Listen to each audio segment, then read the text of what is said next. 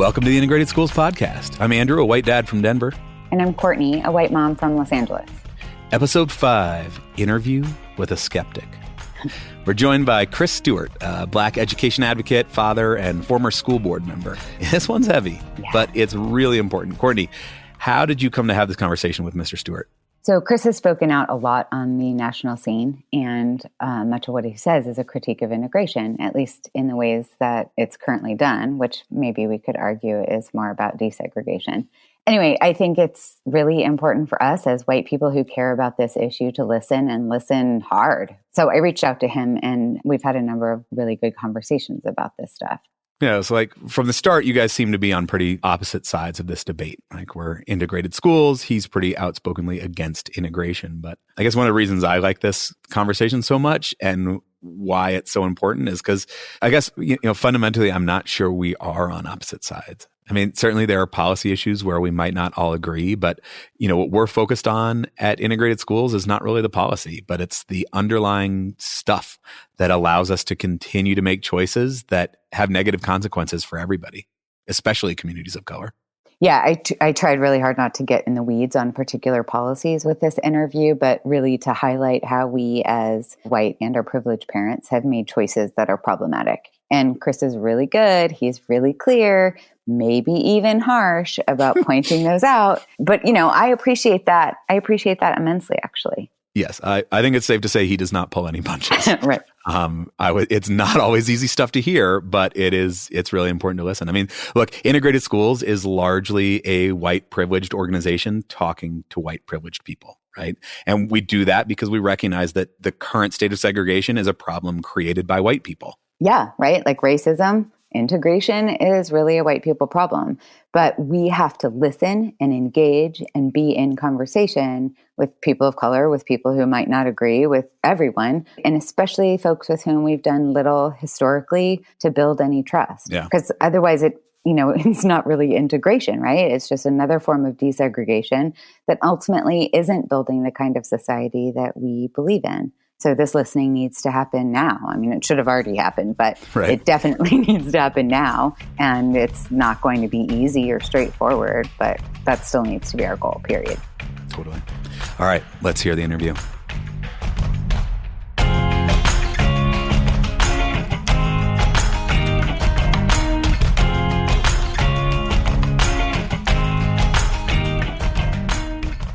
Welcome, everyone. Today we're talking with Chris Stewart, who is a former school board member, nationally known education activist, and the chief executive at the Wayfinder organization. Chris is dedicated to, quote, amplifying ideas that increase educational opportunity for Black people, families, and communities by challenging the dominant discourse about Black people, our students, and our schools. Chris, thank you. I'm so glad you're here. I'm so glad to be here. Thank you. This is great. So I kind of want to just jump right in. When we last spoke, you said that you used to be an integration evangelist, but you are not an integration evangelist anymore. Can you explain why not? Well, number one, that's an understatement by far. So I often say this, I was education integration evangelist until I got mugged. And the mugging took place over several years where I really got involved in some local changing of school boundaries and school rules to get some of our schools integrated, and it just went badly. And I learned along the way a lot of what I believed to be true about liberals and progressive people who talk often about integration just didn't work out in reality. In terms of when we would try and change boundaries, we would get pushback. And when we would keep pushing those boundaries, we would get serious pushback from parents, from the elected officials that worked with them and represented them. And there was just a very strong social power to defeat most of the things that we were trying as a school district in Minneapolis public schools to integrate the schools. There was just overt and subverted activity to stop us from moving kids around or getting, like a handful of kids of color into the Tony schools that white kids were dominant in. It just was a sad series of disappointments in the people who talk about integration the most. I'm not surprised. I have to say, this is part of my problem, is that I was surprised.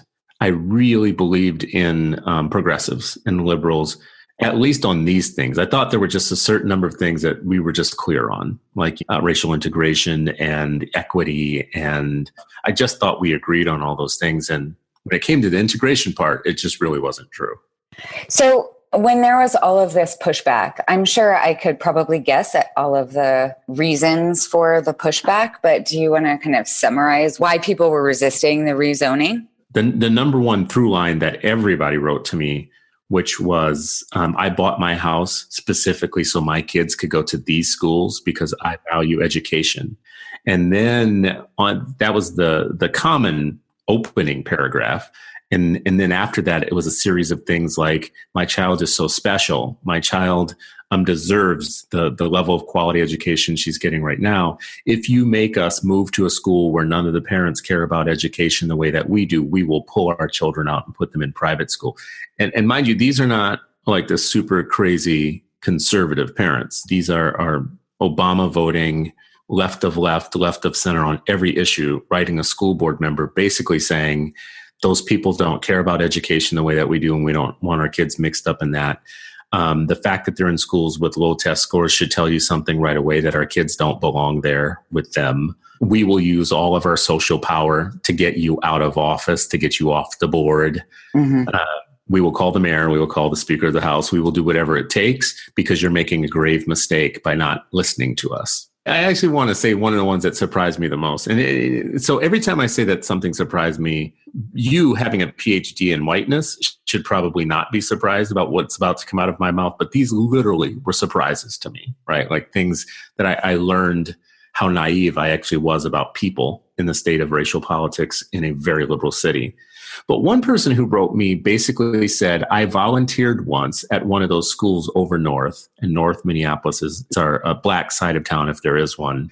And she was saying, I visited the schools and I even volunteered in one, and those people care more about their clothes and their shoes than they do about their kids' education. And I just can't mix my daughter up with that. Signed by, and it had her name, Dr. So-and-so, a professor at the University of Minnesota.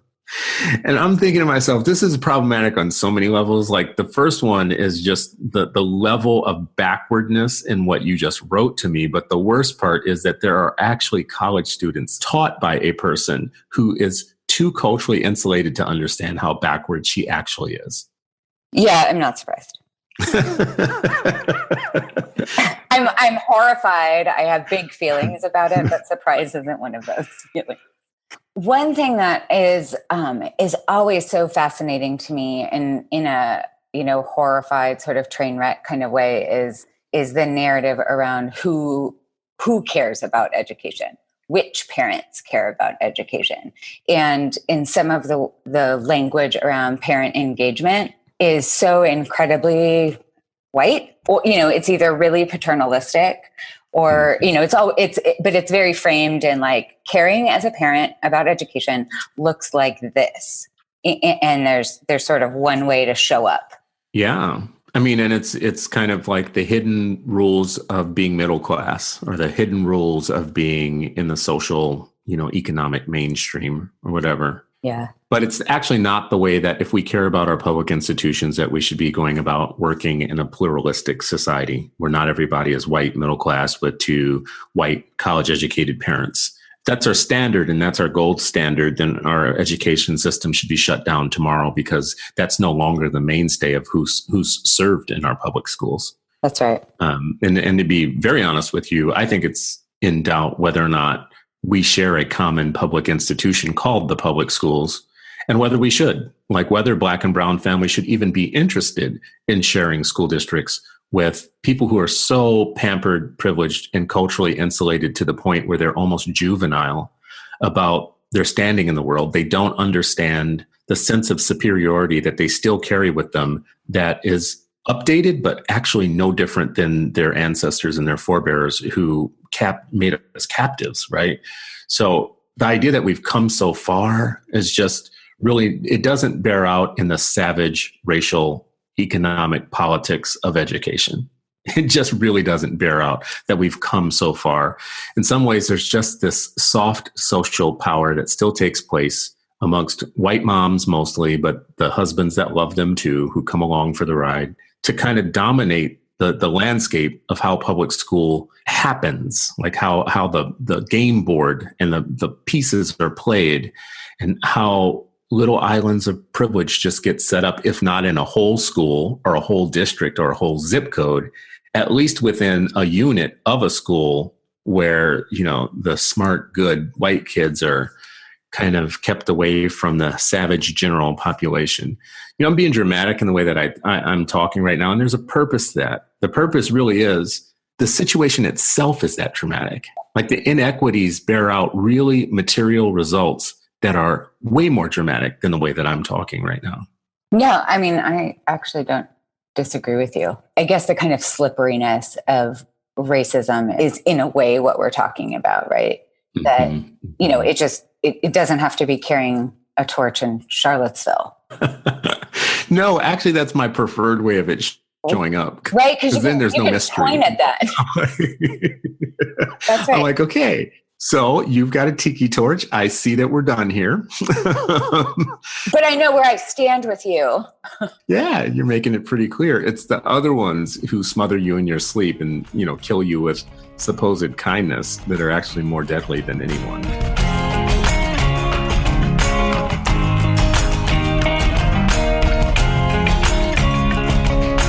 So you have talked a lot about like funding white privilege and white parent power in a way that's very specific about how that affects families of color. Mm-hmm. Right? Mm-hmm. One of the things that we've talked a lot about is, this idea of you have to get the best things for your kid. You have to get it all for your kid. But there's a disconnect with how, securing advantage for your kid actually affects other kids in the district, in the system, in America, whatever. So I wonder if you want to draw those lines for us between getting everything for my, white kid and how that affects other kids. I'll turn it the other way around, and is just that historically marginalized people who are descended from folks that are, hundreds of years behind the dominant population because of oppression and because of really bad social constructs that were put in our place as barriers. We have a different mission with our children than white parents do. White parents' mission is to suck up all of the possible advantage and power like it's gravy on a biscuit and give it to their kids and shove it down their throats and just continuously overstuff them with as much privilege as possible, because if they don't, they might become victims to the browning of America. Whether they know consciously or subconsciously that that's what they're doing, they're at war with us, right? And this is the same spirit that does this today, is the same spirit that put Indians through boarding schools and put blacks into schools without books or water or adequate facilities and whatnot, and always at every turn found a good reason and rationale for it happening. Even if they weren't directly involved, there was a good reason to put Indians into boarding schools, save the child, kill the Indian. And now it's like, together and unequal is the new thing that white folks are trying to replace it with. All this integration stuff is a trick. It's a trick to ease the conscience of white folks while they still continue, even in those supposedly integrated situations, suck up all of everything in terms of the advantage, the best classes, the best teachers, the advanced, the honors, the special rooms, the special places within a building, special places within a district. Let's control the school board. They are at war with the best interest of my children of color who live in my household, who I'm actually trying to raise to not work for you all, who I'm trying to actually raise to own a part of this United States that it hasn't been intended for them to own. I'm trying to beat history, and white folks are trying to beat the future. The future is of color in the United States. And whether white folks know it or not, these little soft interactions that they have with things in like the power of how the public schools are administrated or whatnot are a part of the whiteness portfolio of keeping power. They could be liberal, they could be conservative, they could be in the middle, but it all shakes out the same. They come out on top in the end. no matter what political persuasion they are. And it's just weird how that happens. I don't know how dumb we're supposed to be as people of color to believe that it's just accidental that the schools look the way that they do, or that these populations of people just kind of coalesce together in cohorts, and they have phone trees and organizing meetings and social events together, and they form social bonds and social capital. Their social capital becomes compounded over time and over place, and it becomes a stronghold that's very hard to shake loose. And then we're given this like grand offer that maybe we could integrate with some of you all and actually do what was done to us before, which is just like have our kids die 1,000 cultural deaths because you're just looking to integrate us into white normed buildings and schools, so that we have even yet another challenge. So what you are doing in terms of integrating into a school where you're actually ending up the minority in a school or whatnot is not the way that I normally see it happen. And that to me is more honest, and it's more brave, and it's kind of like race trading in a way. Race trading? Yeah, I mean, in a way, you're kind of like you're not with the program when you're willing to do that. You know, you're not with the white program as much as you should be. You better watch out. You might have your white card pulled at some point for doing it that way, because that doesn't leave the same structures of power in place. It can't. It puts you in a situation where you're not actually seeking dominance. Well, it can. I mean, that's part of the worry with this. When white people show up to integrating spaces, there's bad things that happen. There's colonizing that happens, even with the best intentions. That's true. So there's a lot to keep in check here.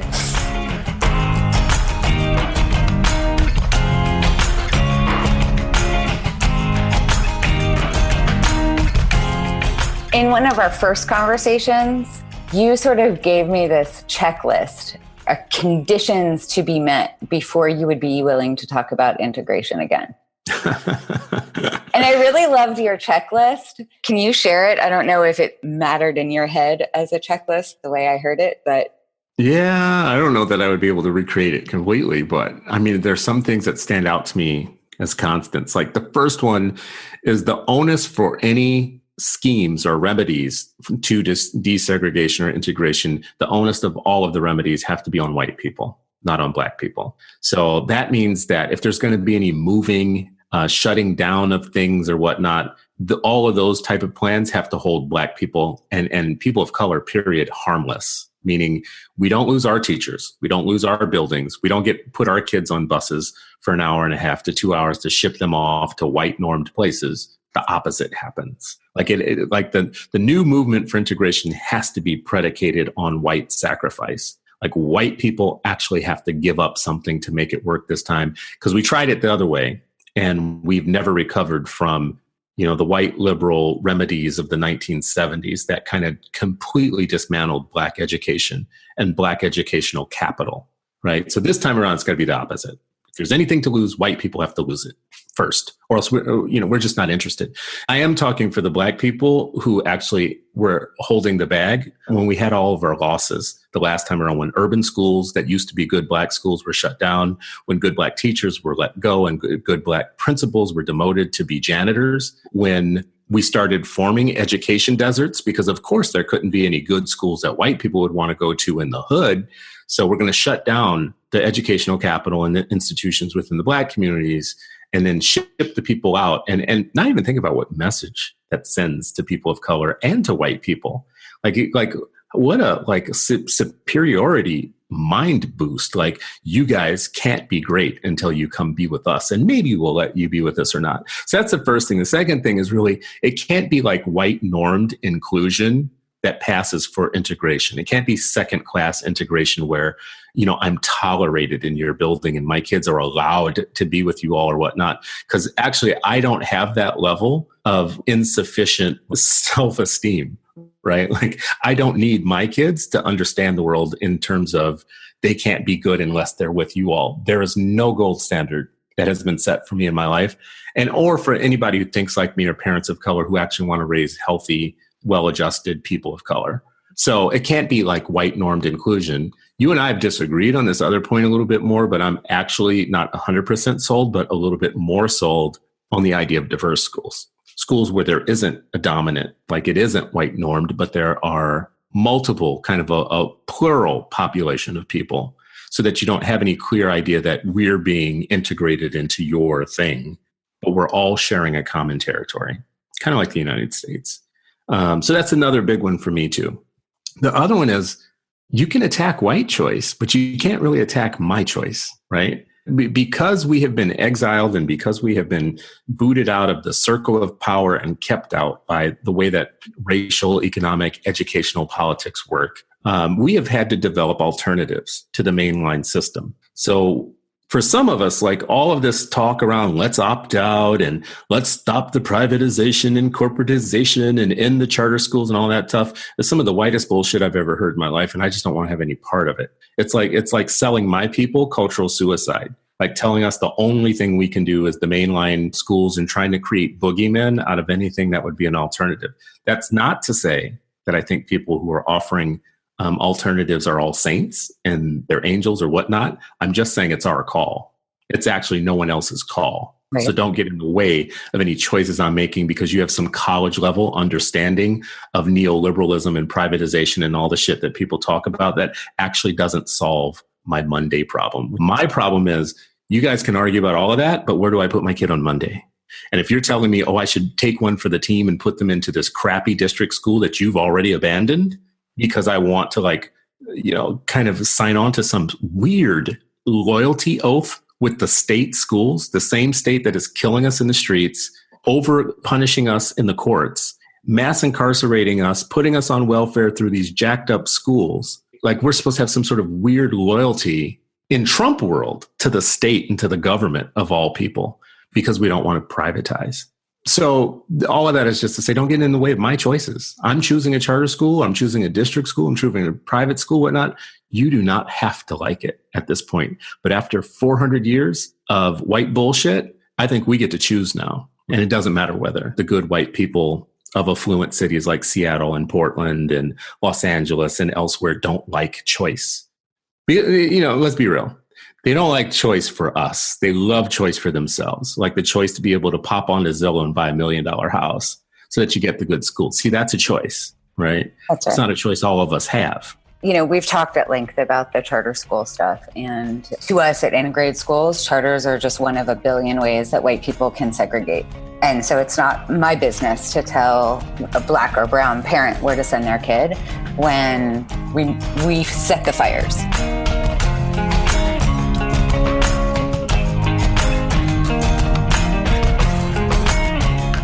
I'm going to switch gears just for a second. I think that I'm having a little bit of confusion. One of your conditions for integration is that white folks need to do the sacrificing. Mm-hmm. And, that looks like busing. That looks like opting in to integrating spaces, not just being real nice to the 5 kids you've allowed to come into your white space, right? Mm-hmm. But I guess what I struggle with is this idea of sacrifice. Like, are there not things that white kids and families get from this experience? It might be reprioritizing. There's trade-offs, but when we talk about this only as a sacrifice, I feel like you're kind of perpetuating that same sort of narrative.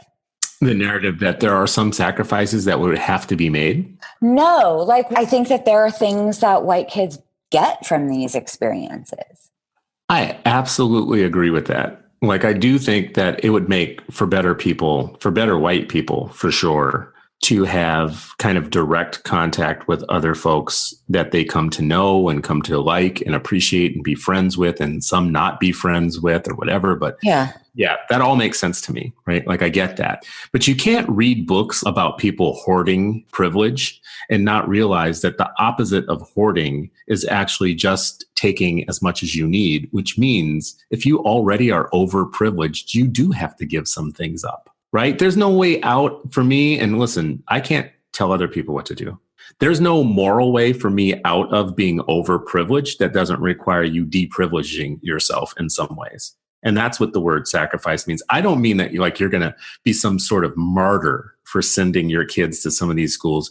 But when I talk about this too, I'm just talking about the big sacrifices that people of color had to make for the last round of big integration thinking, right? The sacrifices were pretty large. Yeah. We sacrificed our educators, our schools, our educational capital in our own neighborhoods, our ability to have pride and have something close by. What happens when you get on a bus and you go somewhere for an hour and a half? Well, no one really discovered that, well, it's harder for parents to build social capital with each other because it's so far away. It's harder for parents to be involved. It's harder to go to football games and, participate in things. That's got to be reversed now. Right? I'd love to see some people coming from here in, say, for instance, the Twin Cities. I'd love to see some really honest and serious people to come into the cities from those white first-ring suburbs. You know who's doing it right now? Because we have a choice program that allows people, if they so want to integrate schools, to do it. What's really interesting is we set up a program that allows kids to go out to the suburbs for integration purposes and for kids to open enroll into the city for integration purposes. And what's real interesting is Black kids from the suburbs are opting in to the very Black schools in the city, and white kids in the city are opting to go out to the white suburbs. Again. Not surprising to you, right? So I guess I'm sensitive. What you're saying is not to sell it as like, oh my God, this is such an awful thing. You're going to have to give up everything in the world. I get that. But you want to be honest about the fact that if you're looking for a way to stay, privileged and to stay advantaged and a safe clinical way to make this happen where you just end up somewhere else with all of the advantages that you have right now, I'm not entirely sure of how that happens. Right. Yeah, I just don't have anything for you. Like I'm empty on a plan where you maintain the same level of power and privilege and first placeness and don't lose anything or have to change. I like what you say. The word trade-off makes sense, but people don't experience as a okay trade-off. I don't know if you know that. I don't want to speak for you. It just seems to me in talking to a lot of people, they do see it as needing to make sacrifices. Yeah. Like it's small things like, who's going to come to your kid's birthday party all of a sudden is different than who doesn't now. How are they going to get there is different than what happens right now. Are you going to feel as comfortable letting your kids go to their new cohort of friends' birthday parties and whatnot? And how are you going to experience that drop off? There are things that will be different for you. And I'm hoping that anybody who pitches it to you is kind of having like a realistic system of how you share experience. Like, how does this happen? How do you make this? Like, in your situation, you're probably in a different situation than someone else's, who's got more privilege right now. And they might want to know from you how you're surviving that. What you've told me is it's all cool. It's all fine. No, it's not all fine. It's hard and it's messy and it's complicated and it's about building relationships with people that you probably wouldn't have otherwise. And, our neighborhood is largely Latinx. So we have a really serious language hill to climb between me and a lot of my kids' friends, not all of them. Yeah, no, it's complicated. It's really complicated. Well, I actually wouldn't want to scare anybody off. But the way that people talk to me is in terms of what do I do? When I was a school board member and we were proposing these things, there were very common questions that people would ask and feedback that people would have. And they mostly revolved around, am I a bad person if I don't want to sign my kid up for, and then name this list of things that are like sacrifices or differences that would take place. I literally had a parent say to me that she tried it once and no one came to her daughter's birthday party, even though she sent everybody multiple invitations multiple times, no one showed up. And I just couldn't put my kid through that for another year. She literally told me that. And I came home and told my wife that, like, these birthday situations are real serious for some folks, right? They're really serious. Seemed a very important thing that I wouldn't have thought about before it was brought to my attention. But, it's just one of those things where you don't even realize, how people interact in the world might not look the same. And so birthday parties is another one of those. And it takes time. It's really important, too, that, you don't oversimplify because people are in very different situations depending on what district they're in and what part of the country. There's a common thing that's going on, but the solutions might be different in a big city versus a smaller city or whatnot. But what fascinates me about this is the number of adjustments I have to make with my own kids. We were like that family that was never going to have a minivan. and we have a minivan now. And part of the utility of a minivan is that all the doors open without you having to try. And when you have birthday parties and gatherings and things, those doors are opening often because you're picking up lots of kids to go do something, right? Not everybody has transportation. In my kids' school, there's always going to be, if we want them to have successful gatherings and birthday parties or whatnot, there's always going to be a part of the work that's on us to make happen, thus the damn minivan.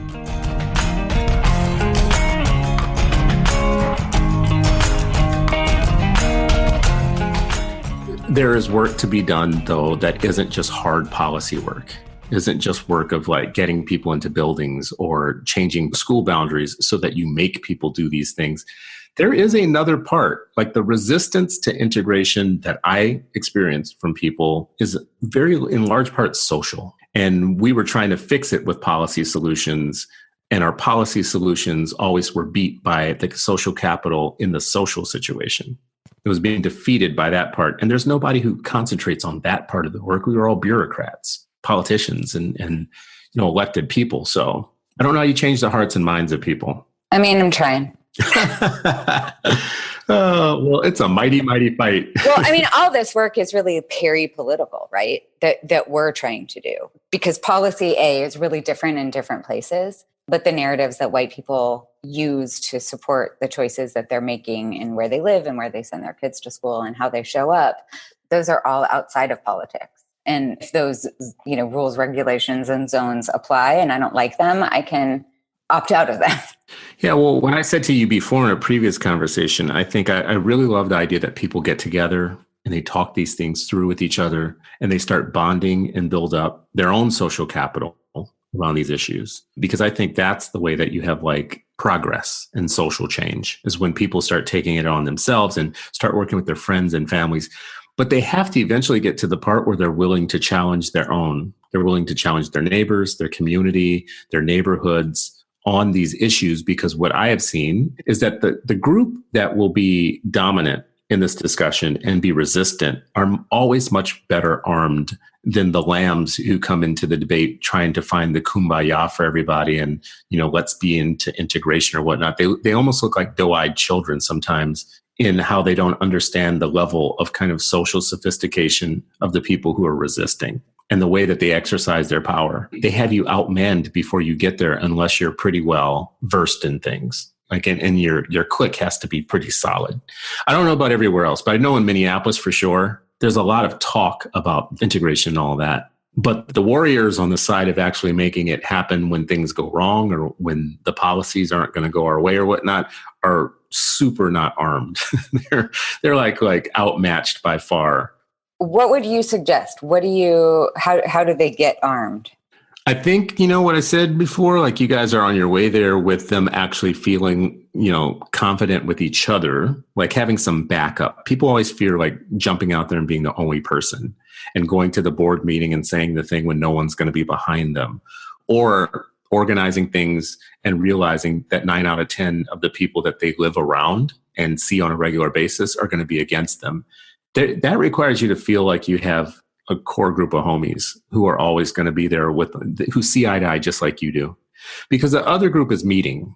Let's not fool ourselves. They're having little book meetings and talking about Diane Ravitch and opting out of testing and privatization and all of that stuff too. And by the way, they've perfected the language of being for integration. So when they come to fight a battle on boundaries or changing school times or something like that, they have a plausibility of being for it while they're killing it. And they don't have anybody to stand right next to them and say, no. We're like you. We understand you. We know what you're talking about and you're wrong. Mm-hmm. And we're going to stand our ground. But it does require some critical mass of people. People have told me to my face, my God, I'm so frustrated with this. I would love to show up tonight and say something. I know exactly what they're saying and they're talking about. And it's ridiculous and I hate it, blah, blah. But, and the big but is, I don't want to be by myself. Yeah, no, that's real.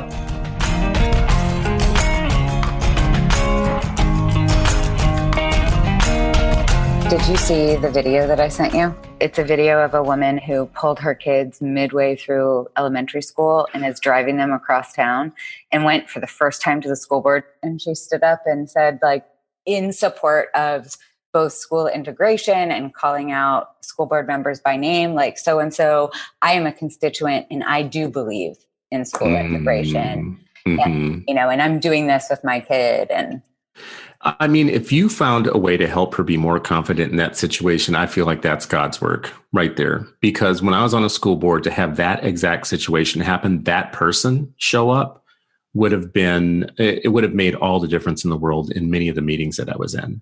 We only needed 1 or 2 or 3 people to show up with a very strong statement who had the right social background to be heard and to be deemed credible to make changes in what we were doing. And it was not there so often. So, and the times that it was, my God, was I super thankful on the nights when that person did show up. Yeah. We need to give you more of those people. You just talked about kind of the code for being for integration while actually trying to kill integration. Can you point out some of those codes? I think it may not be for people explicitly saying they're for integration, but they're implying that they are by talking about many of the problems with our schools are because of poverty and segregation. Our schools are so segregated, and we can't blame schools for all the ills of, kids and whatever's going on in them. And it's just the segregation and the poverty or whatnot without any real kind of solutions to and because of that, I'm going to take my kid across town and put them in a school that adds my social capital to that school. And they talk through that very progressive kind of talk track, but the way that they show up to actually work against what's actually coming out of their mouth is to defeat boundaries that would end or at least eradicate much of the segregation in a city like Minneapolis. We sought to move boundaries 2 or 3 blocks any direction, and that would cut out a certain group of white people who would suddenly have to go to a different school. And you would have sworn that we were just attempting to defeat white people forever. And they wouldn't show up angry and hostile like the things you hear on This American Life. They would write us very long, logical letters that had all of the value signaling a progressive could possibly put in a letter. And what they would be asking us to do would be something that was seriously, seriously inequitable. Half the time, I feel like I could talk about this all day. And then the other half the time, I want to take a deep sigh and have a margarita or something. I don't know. Well, my message to people across the country is don't talk about it. Don't tell me anymore. Don't talk me to death anymore. Because I've heard all of the pro-integration, super liberal stuff. I've heard all of it. And most of it's bullshit in my mind. I just want to be real about it. I don't believe any of it. I think most of it is just another form of white power trying to make itself okay with its kind of degradation of people of color. Through systems, but it's a guilt-solving situation. But what I do respect is action. So words and action are 2 different things. So don't talk me to death, but let me see what you do with your kids. And when I was a school board member, I think I've told you this, I'd go to a lot of schools that were very, very Black, and they would be considered racially isolated and whatnot. And in every one of those schools, there was 1 or 2 or a handful of white kids, and it would always perplex me. I would spend more time with them. I'd talk to them, and I'd always be thinking to myself, what is going on with your parents that they're okay with this, right? I need to know more. I actually need to know more about the psychology of those white parents versus the ones we've been talking about for this, this entire podcast. What is going on in your mind when you're okay with your little white kid being okay in a school full of non-white people? And I think I told you, I can't make gross generalizations, which I can actually, but I'm not going to. But oftentimes I would think it would be younger white parents, punk rock parents who had grown up in those same schools themselves and just were okay with it, weren't going to abandon the city because all of a sudden their kids were school age. Meanwhile, Minneapolis at the time was tracking the number of parents who move out of Minneapolis when their kids turn age 4. And it was a big number. You're cool with the city and all the stuff that you have, the food, the eats, everything, until your child hits kindergarten, pre-kindergarten, and then you move out to the suburbs.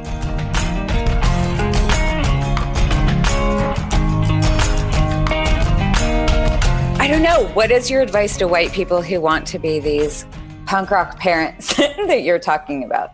How do you need us to show up? It's a great question. First of all, I love my punk rock white people. Advice. Here's the thing. I think the last thing that I said really is the most important thing, which is don't just do book clubs and talk about these things. That's a good start.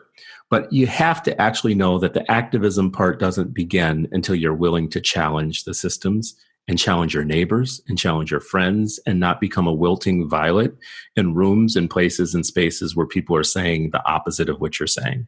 There has to be a way for people to be ready, to be actionary. Doesn't mean you have to go in and piss everybody off. Doesn't mean that you have to always be like in people's grill and in their face, especially if that's not a winning strategy with your neighbors and your friends.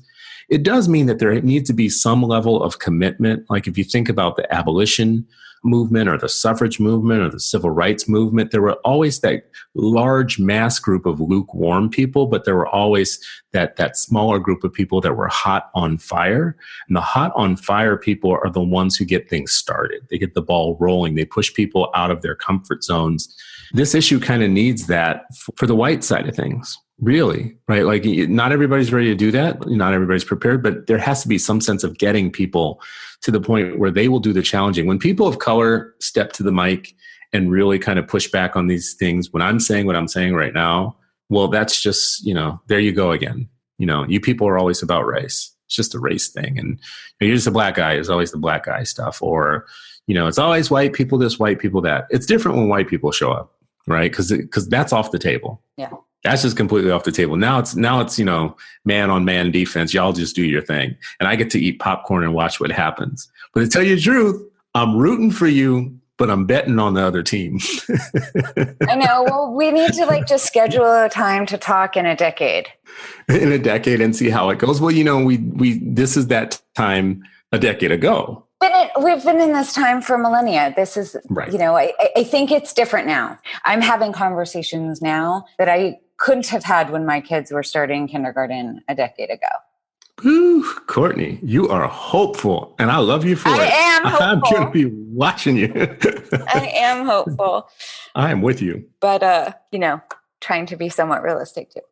I appreciate the time to talk about it. I appreciate the work that you're doing. Anytime that you want me to share my cynicism, I'm happy to share it. It's like if feedback is a gift, I'm a philanthropist. So just know that. And let's do it again. Let's keep talking. I'll be interested to see the success and the progress, specifically here in the Twin Cities, but in other places also.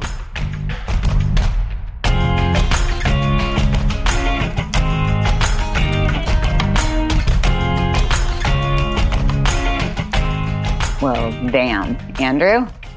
We warned you. He doesn't mess around. What is so important about this discussion is that we have to talk about integration, but we can't only talk about integration, right? We have to talk about how we integrate. Right. And I think at the baseline, mechanically, that, this is white families stepping into schools that serve Black and or brown students. White families have to do that work. Yes. But also how we show up can't be white centering. It can't be moving Black and brown bodies into white spaces or turning existing Black and brown spaces white. Yeah. Can't be white normed inclusion. Absolutely. I love that part. Yeah. I mean, look, in the end, I don't know that there is a real disconnect between Stuart's vision and ours. I think there's a question of how likely we are to succeed. And, I would argue he's fully justified in not waiting for us to come around and do this better. He doesn't have much hope because we haven't given communities of color any reason to hope that we will ever get better at this. That's right. But as he said, as PhDs in whiteness, we have to be the ones to do the work.